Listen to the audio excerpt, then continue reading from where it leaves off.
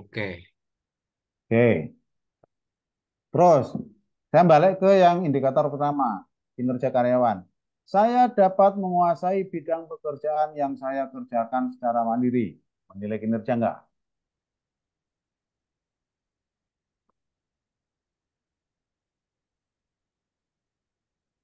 Kalau menurut saya sih masih menilai lah, Pak.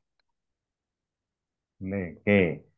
Kuncinya ada di dapat menguasai. Sudah hasil kerja?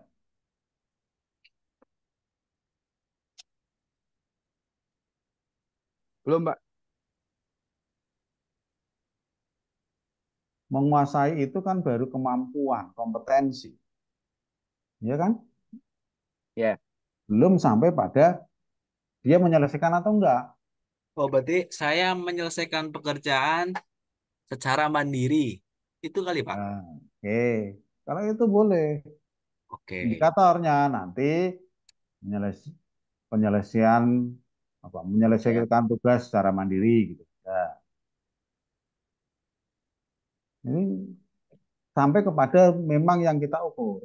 Karena yang sering kepleset itu ya di situ. Saya sebenarnya menilai kinerja, tetapi gara-gara ada kata dapat menguasai, saya mampu dan seterusnya, itu nanti akan menjadi terpleset ke bidang kompetensi atau kemampuan. Terus di kompetensi non teknis yang ketiga, saya mampu menyederhanakan topik yang rumit dan seterusnya. Ini kan juga menyulitkan baginya, sehingga mudah dipahami.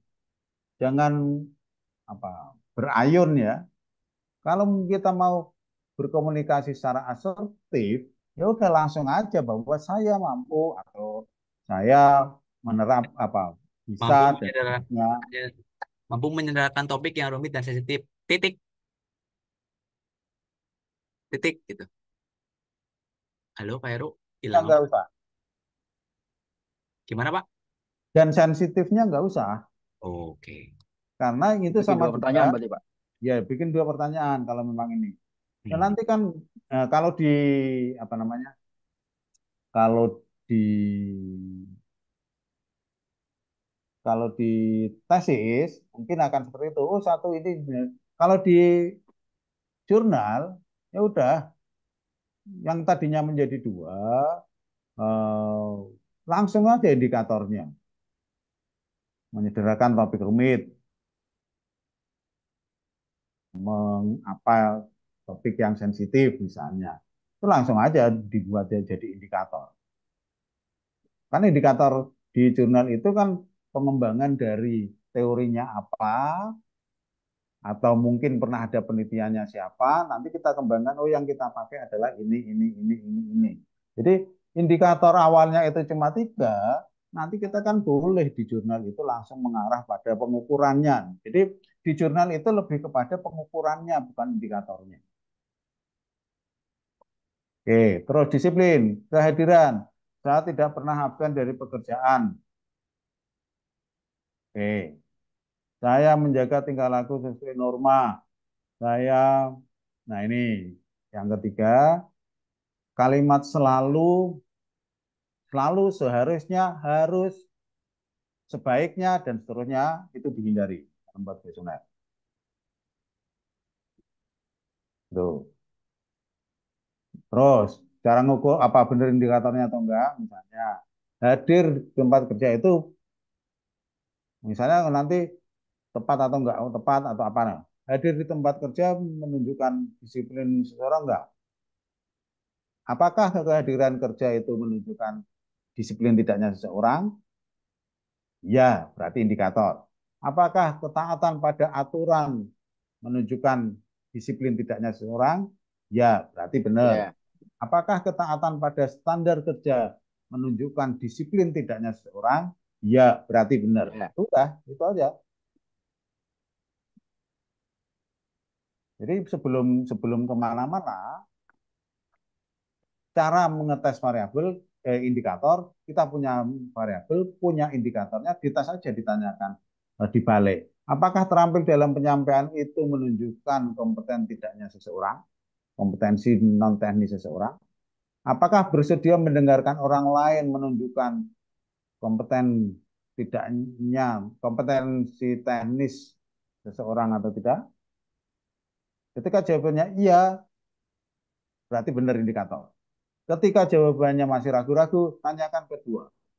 Apakah kesediaan mendengarkan orang lain menjadi penyebab atau mempengaruhi kedisiplinan seseorang? Jika jawabannya ya, berarti itu faktor. Apakah mandiri tidaknya? Nah, mandiri kan eh, kadang-kadang ini nanti yang akan repot itu ketika variabel ada beberapa variabel, variabelnya banyak. Ini seringkali ada indikator yang mirip-mirip. Misalnya, ketika kita ngomong kompensasi, di situ ada indikator gaji. Ketika kita berbicara tentang motivasi, di situ juga ada gaji. Padahal nggak boleh indikator yang sama persis ada di dua Variabel. ada di variabel, tapi mirip boleh. Misalnya indikator gaji itu indikator kompensasi adalah gaji,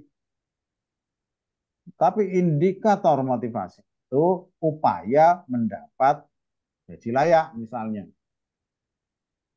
kan udah beda itu. Jadi intinya di situ. Nah, ini secara umum oke, tinggal disimpelkan aja. Mendengarkan orang lain ya cukup. Nah, ini kalau ketika nggak mau pakai pertanyaan yang banyak-banyak, ini yang usah dipaksakan secara langsung aja boleh. Oke, itu kalau misalnya kita berbicara tentang kuesioner. Oke, mungkin yang berikutnya lagi. Teman-teman kalau mau ada yang nyoba, sok, mangga. Oke, monggo. Gitu. Mantap kali.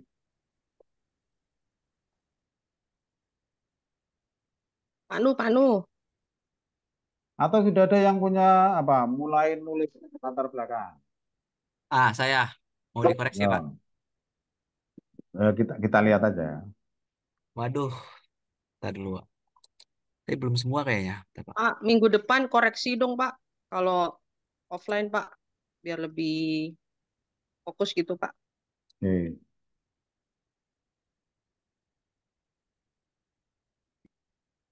Udah siap belum? Kalau belum, saya akan bahas contoh di master. Oh ya, boleh, Pak. Monggo.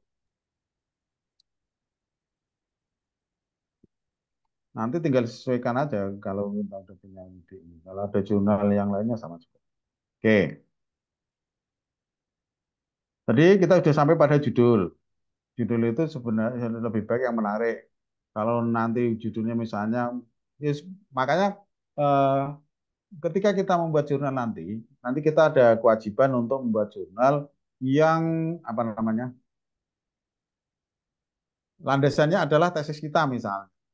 Ya, jadi jangan judulnya sama persis dengan tesis kita. Harus dibuat lebih ini. Terus nanti akan yang dilihat editor nanti abstrak. Abstrak itu relatif seringkali di banyak jurnal itu punya ketentuan yang berbeda-beda. Eh, yang jelas isinya minimal berisi tentang tujuan, metode yang dipakai, hasilnya itu minimal. Jadi seringkali kita itu eh, pinginnya itu secara detail bahwa karena pendekatannya kuantitatif itu seringkali ada muncul dengan nilai ini signya sekian dan seterusnya. Jadi abstrak itu sudah tidak melakukan pengujian lagi, langsung pada hasil. Terus mulai pendahuluan. Pendahuluan itu dimulai dari prolog. Sama sebenarnya sama dengan eh, apa namanya? Sama dengan ketika kita membuat konsep kemarin. Ya, slide pertama, paragraf pertama tentang apa, paragraf kedua tentang apa, dan seterusnya. Tetapi slide kemarin, konsep kita di UTS kemarin itu sebenarnya lebih terarah kepada tesis. Kenapa? Di sana muncul mengungkapkan fenomena dulu, nanti ada data empiris tentang fenomena dan seterusnya. Dan kalau di jurnal itu boleh langsung mengarah kepada keterkaitan antar sesuatu.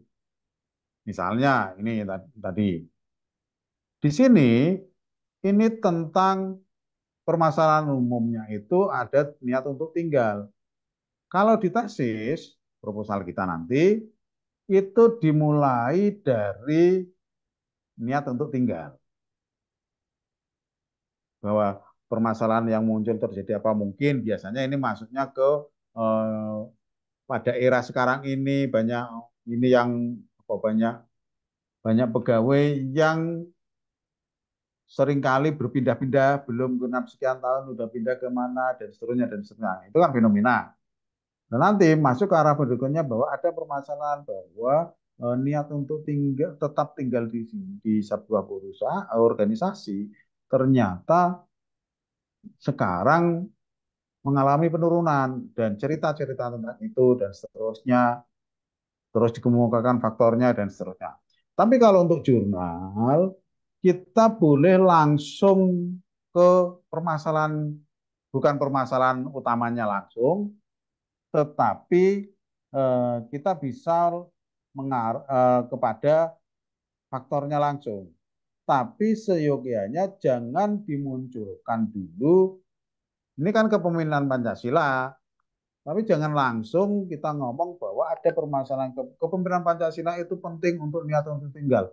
Jangan langsung seperti itu.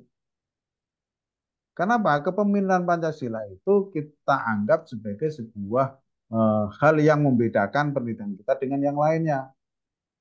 Boleh diawali dengan adanya masalah tinggal. Eh, Salah satu kepemimpinan merupakan hal penting. Baik buruknya pimpinan akan membuat pegawai memiliki perbedaan dalam hal niat untuk bertahan di organisasi. Ketika pemimpinnya diterima, pemimpinnya ya ini berarti masuk indikator kan. Jadi kita bisa langsung ngomong ketika pimpinannya itu fokus pada kelompok pegawai, pemimpinnya kreatif, pemimpinnya merangsang itu nanti Pancasila. Tapi kepemimpinan seorang umum, ketika pemimpinnya perhatian, pemimpinnya punya kompetensi, maka pegawai akan relatif tetap bertahan di organisasi itu. Boleh dimulai langsung dari situ. Nah, kenapa tidak langsung ke Pancasila? Karena kita berusaha untuk di paragraf berikutnya, ketika itu ada muncul masalah, ini sebenarnya misalnya, ini misalnya,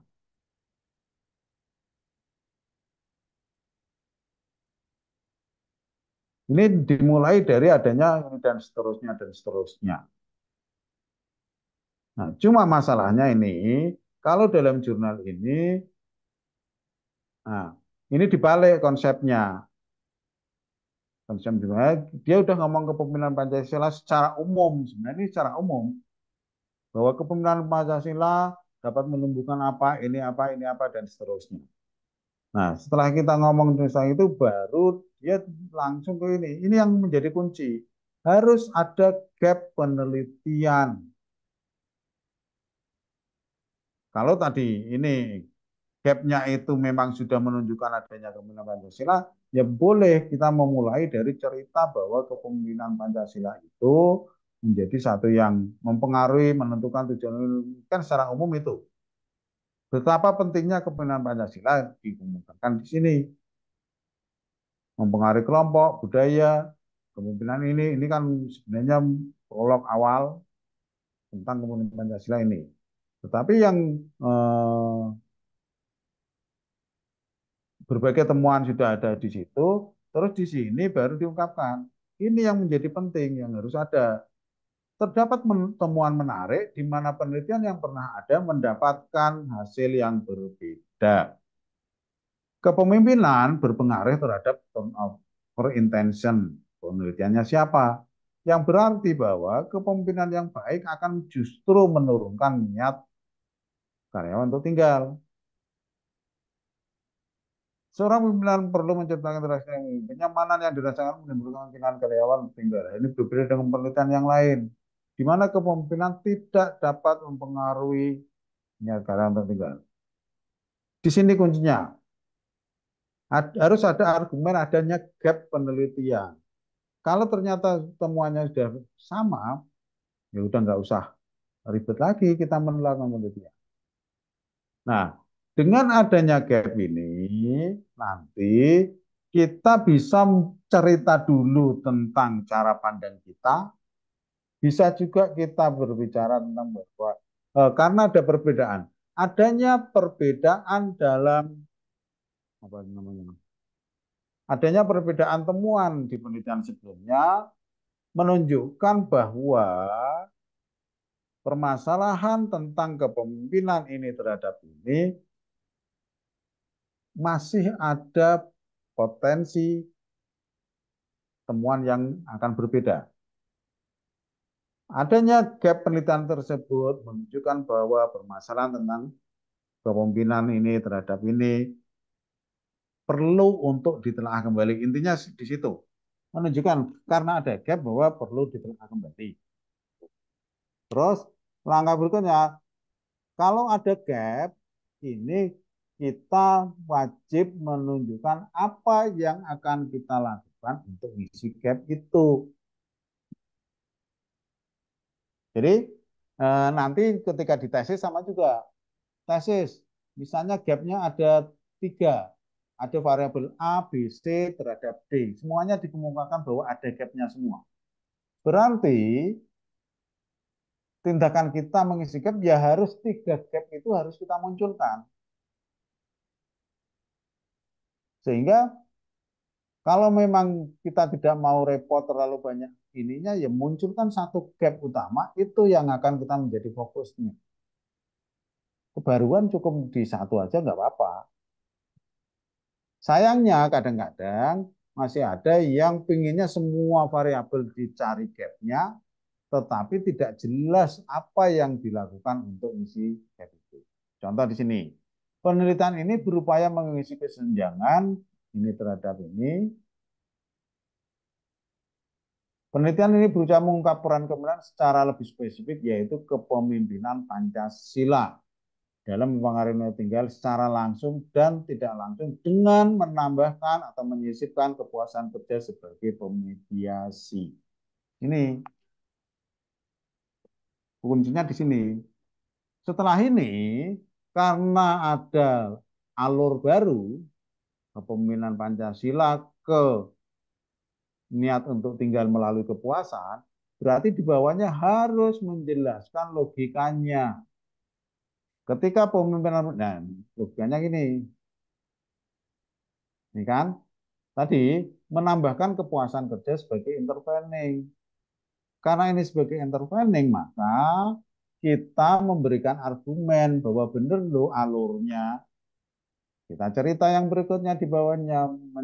Kita menambahkan kepuasan ini sebagai pemediasi.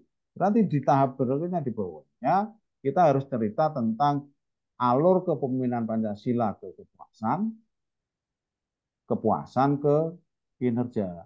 Harus ada penjelasannya. Jadi istilahnya model DM, diterangkan menerangkan. Jadi kita memberikan statement bahwa mengisi di tengah, berarti harus menerangkan alur dari ini ke tengah ke ujung. Yang tentu saja selalu ditambahkan dengan